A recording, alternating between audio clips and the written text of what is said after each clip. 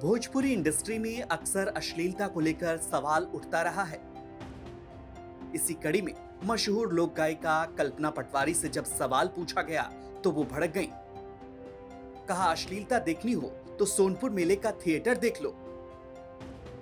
कल्पना वैसे तो भोजपुरी की मशहूर लोक गायिका है, लेकिन भोजपुरी इंडस्ट्री के सवाल पर उन्होंने तो यहां तक कह दिया कि भोजपुरी फिल्म इंडस्ट्री सुधरने वाला नहीं। मौका था सोनपुर मेले का। कल्पना पटवारी सोनपुर मेले में हरिहर क्षेत्र महोत्सव में अंतिम दिन पर्यटन विभाग के कार्यक्रम में पहुंची थी। जब उनसे भोजपुरी इंडस्ट्री में अश्लीलता को लेकर सवाल हुआ तो उन्होंने कहा कि जिस मेले में ऐसे थिएटर चल रहे हों, ऐसी जगह पर अश्लीलता का सवाल ही हास्यास्पद है।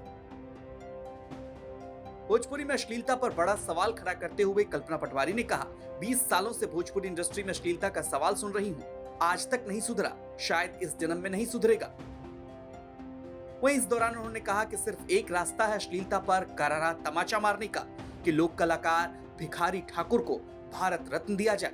ये मैं लगातार 20 साल से मैं जुड़ी हुई हूँ भोजपुरी संगीत से और हमेशा सवाल के रूप में ही पाया है। तो ऐसे मुहिम का कोई मतलब नहीं है। अगर आप 20 साल से आपको मेरे 20 साल में तो जवाब नहीं मिला, तो पता नहीं किस ज़माने से ये मुहिम चल रहा है। सो आई थिंक इसका मतलब मुहिम को टीआरपी ओरिएंटेड नहीं करके सही मायनों में प्रैक्टिकली काम करने का वक्त आ गया है। और सोनपुर मेला के मंच पे हम ये सवाल कर रहे हैं, जहाँ थिएटर पास में लगा हुआ है, तो अपने आप में ये बहुत हास्यास्पद है।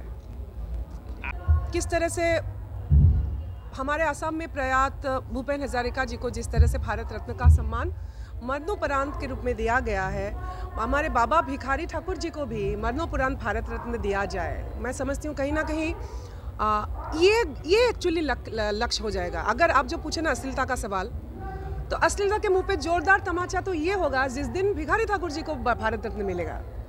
तो मैं उस सकारात्मक जो मुहिम है उसमें हूँ। मैं मूलतः असम की रहने वाली कल्पना पटवारी भोजपुरी सहित कई भाषाओं में लोकगीत में मशहूर है और भोजपुरी इंडस्ट्री में एक बड़ा नाम रखती हैं। हाजीपुर से संदीप आनंद की रिपोर्ट, बिहार तक।